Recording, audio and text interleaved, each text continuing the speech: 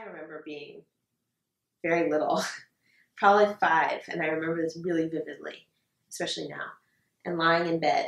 And every night my mom and dad would come into the room and kiss me goodnight. That was just something they would do. They would come in and kiss me goodnight and say, sweet dreams, or don't let the bed bugs bite. And, you know, I would always say, keep the door open. They'd always want to close the door. Keep the door open. And I never slept in my room probably for the first 10 years of my life. I had 3 siblings, and I had a mom and dad, and we all had this great brick house in Richmond. And I was the youngest, and I didn't like to be alone. And so I would walk into my siblings' room and crawl into their bed, or walk into my parents' room, and I had a sofa. It was my sofa in their room, and I slept on that sofa probably for the first 6 years of my life. And then I got to the point where I was like, okay, I'll sleep in my bed. It's a nice bed. And I remember after my parents had come in and kissed me goodnight, and I was lying there, and it dawned on me, and I don't even know why, that one day they wouldn't be there anymore. And it was so scary to me. I remember I cried and cried and cried and cried. I thought, I remember the only way I could console myself was to think that won't happen. And, you know, 22 years later, I unfortunately had the terrible news that my mother was diagnosed with a brain tumor, which ended up being glioblastoma, a very rare and very aggressive form of brain cancer. And I remember the first thing that popped into my head was that memory of me sitting in my bed when I was 5 years old and crying, thinking about my parents dying one day. And sort of, I guess, remembering that memory, and then it all kind of fast forwarding to that moment. But basically, it was a huge challenge to deal with illness one more time in my family, but on a larger scale, in the sense that it culminated in, unfortunately, my mother passing away. I'm Shira Lanyi, and I live in Richmond, Virginia, and I'm currently a freelance dancer. I just retired in June after 10 years with Richmond Ballet, a year with Israel Ballet, and for 2 consecutive summers, I was at the National Choreographers Initiative in Irvine, California.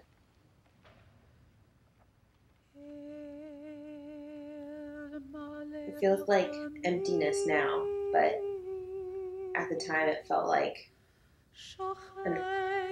it feels like the ground drops from beneath you.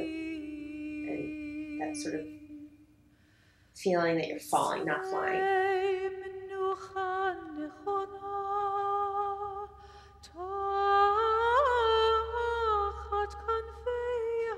Completely lost. Like, really, you have no sense of direction. You have no sense of who you are anymore. You've really lost the foundation, because here's the person that basically brought you into this world and shaped who you became.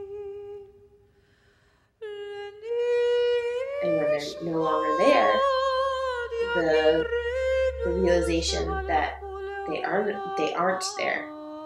They are, like, really just gone. You put them in the ground, that you bury them, you put dirt on top of them. That, you know, who are you now? Like, who am I without my mom?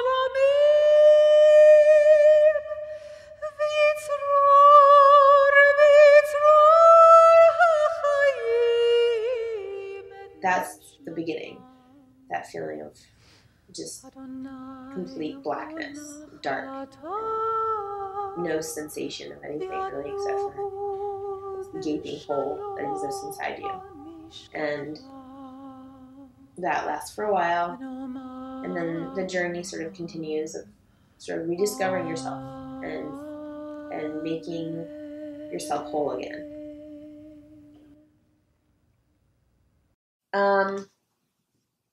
Gosh, well, I remember it because it was probably the worst New Year's through January 6th. And I remember I was in California visiting my big sister Talia, and it was New Year's Eve. And I sprained my ankle really badly walking to the car on New Year's Eve. And I got an email from our artistic director, sang the casting for Cinderella. And I thought for sure I would do Cinderella because I had done it once before, and I was so excited to perform it as an older, more seasoned dancer. And I saw the casting and I was doing Ugly Stepsister, which is a big come down. And I remember, and looking back, it's so petty now that you sob about a part in ballet. But you do, because you love it. Went to work and I did my best to sort of cope with that. And I was at lunch, on my lunch break, and my dad called.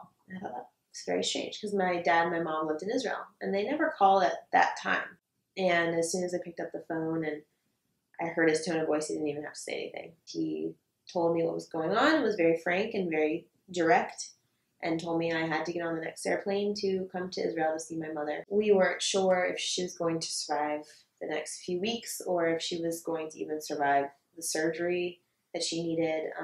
So it was a very uncertain time. And so I immediately, that moment, sobbed, obviously, and I felt like the world came crashing down. I got on pretty much the next airplane to go to see my mother, and my big sister Talia met me in Newark, and so did my brother. And we all flew together on the same flight to Israel, and it was horrible. We'd all anticipated something was wrong with her because she wasn't talking on the phone like she had, and she was losing herself. And we didn't know if it was a memory issue or we just had no idea because we weren't around her. Seeing her was really difficult because she didn't even look like herself anymore. When she had lost the ability to speak, and this was a year before she died, right before she had surgery.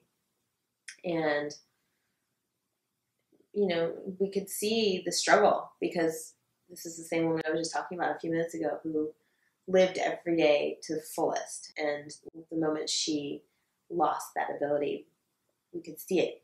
And she just didn't even know where she was or who she was, or she didn't have a sense of who Ricky was anymore.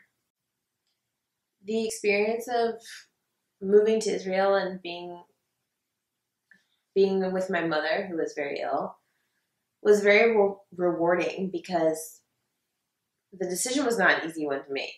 It took a lot of time for me to, I guess, have the strength of character to pick up my life from Richmond, where I've lived my entire life has been here. So to suddenly take everything, pick up, pack it away, sell the house I grew up in, and leave my job and my friends that I always knew and just move into something entirely new and different, it was really scary.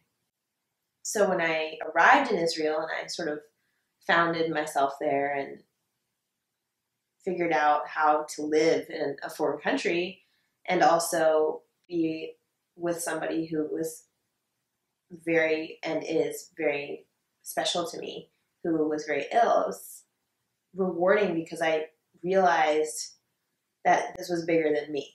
This was bigger than me leaving everything I knew, bigger than my love of ballet, bigger than anything else, because at the end of the day, those things are all great and they make your life full and fulfilled, but really it's your relationships. I think it was rewarding in the sense that I was being, for a while I thought I was being very selfish by thinking about how I wanted to stay here and how could this happen to me, you know? How could this illness attack like my mother, or, you know, I have to leave my company because this happened to me, but I realized it had nothing to do with me at all. Being in a position to be selfless is so rewarding because you forget about yourself. And so you can really focus on the love and care you have for somebody, and you realize it's so much bigger than the universe.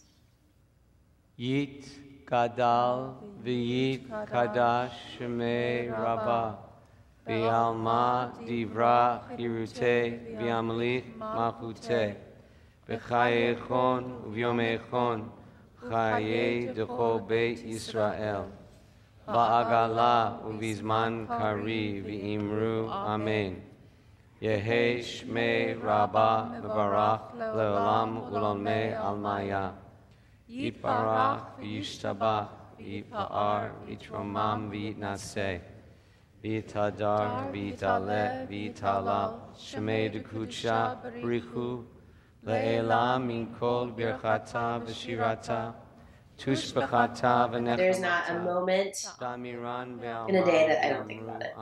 There's a moment in every day when I forget that she's gone, but it doesn't mean that I forget about her. I hope that doesn't stop, because I can still pretend like she's here. You know, I can still hear her voice. I can still imagine what her hands felt like. Shalom